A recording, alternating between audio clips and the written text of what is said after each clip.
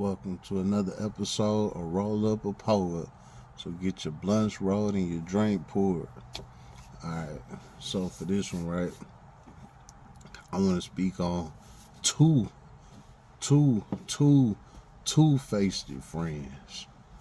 Yeah, that friend that play, they your dog, but they really not. Yeah, let's speak on it. Alright, so how to identify a two-faced friend. I'm gonna start there before I go into an example of this. This is how you identify a two-faced friend. If you come to your friend with a plan and they ain't with it, they're a two-faced friend. Why? Because this is your friend. Y'all sign up to rock with each other no matter what. You know what I'm saying? And if they not with your plan, they ain't your friend. What is they around for if they not on what you on? You know what I'm saying? So they against you low key. They just there to be inside your business. And there's other things to, a two-faced friend. I'ma just speak on them not being with the plan. And the same thing, vice versa. If your friend come to you with the plan, you ain't with they plan. You a two-faced friend too. You know what I'm saying? Unless it's something negative like to go kill somebody, some dumb shit like that. I'm talking about like a positive plan, like business shit, things like that. So the example I'm gonna give you out of this type of two-faced friend is one of my homies from the block.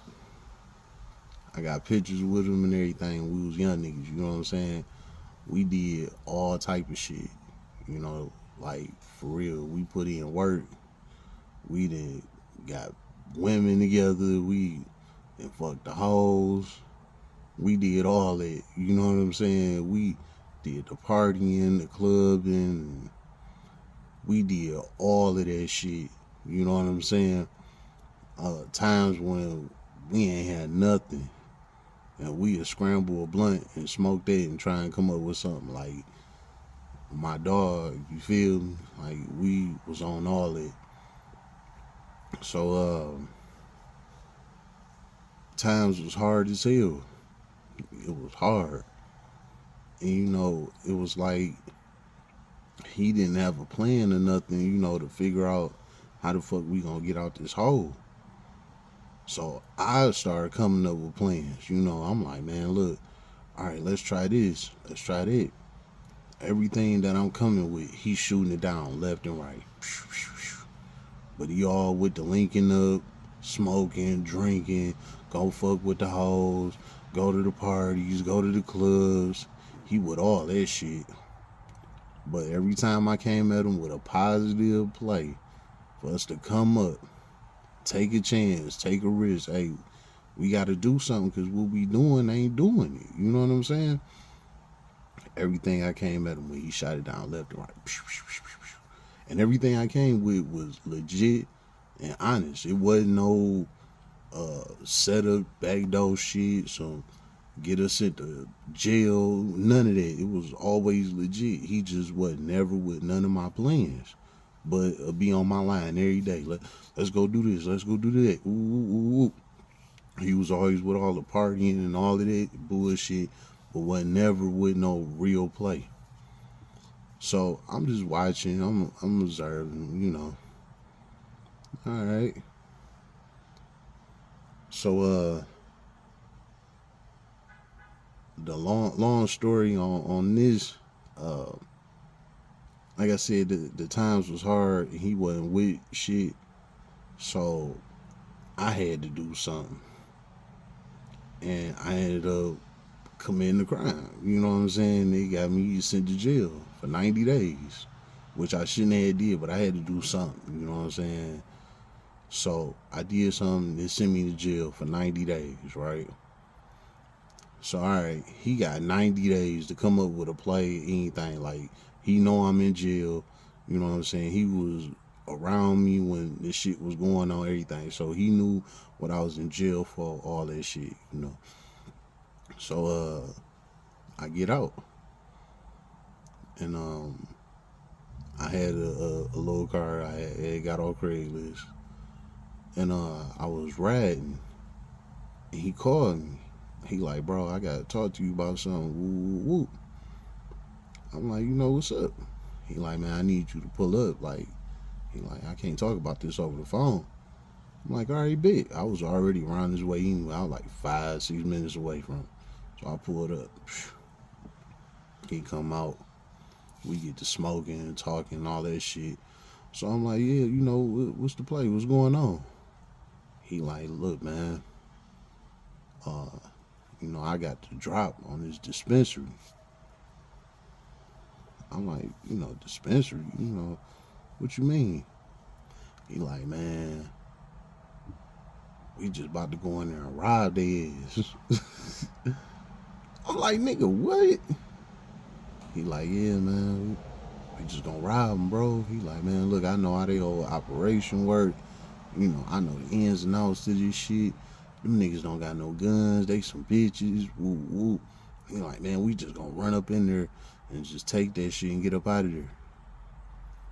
Me in my mind, I ain't with this shit at all. But I'm just listening to him. I'm like, so what's up in there? He like, shit, about 3 pounds and probably like 5 G's. He like, we gonna get them when they clock out. We just gonna run in there with the pistols, put them to their face. We gonna grab the work and the money and we up out of there. I'm like, oh, okay. I'm like, I'll get back with you on that. He like, all right. He like, man, look, even if you don't do it, I'm gonna do it myself and I'm gonna still just break you off anyway. I'm like, all right, cool, do that. So he got out the car. That was my last time talking to him. Mind you, I got pictures with this nigga. You know what I'm saying? We was rocking for like 15 years straight.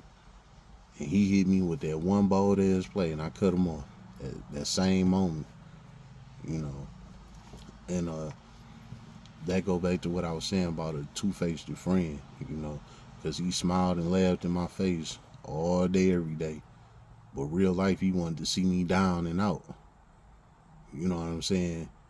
Because every time I came at him with something positive to do, the nigga kept shooting the shit down. You know what I'm saying?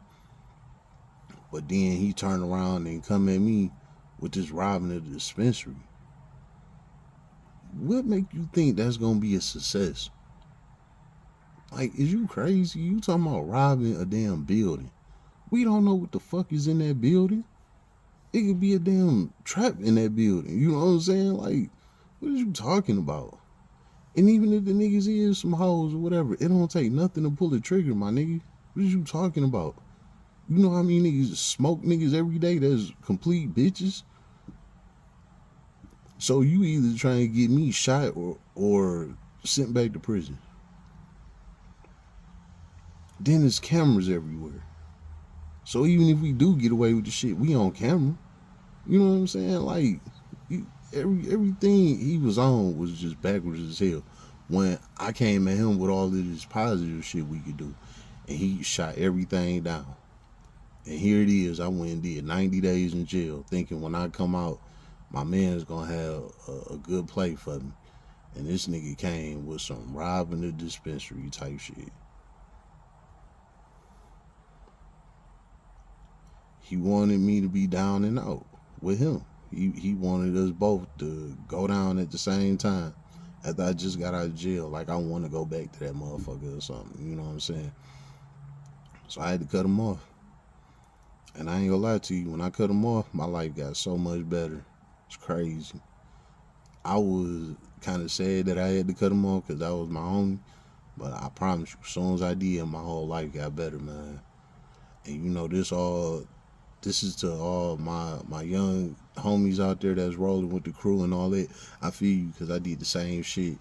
But listen, if your homies ain't on the same path you on, they two-faced friends and get them away from you because they will get your ass killed or sent to prison. That's my word.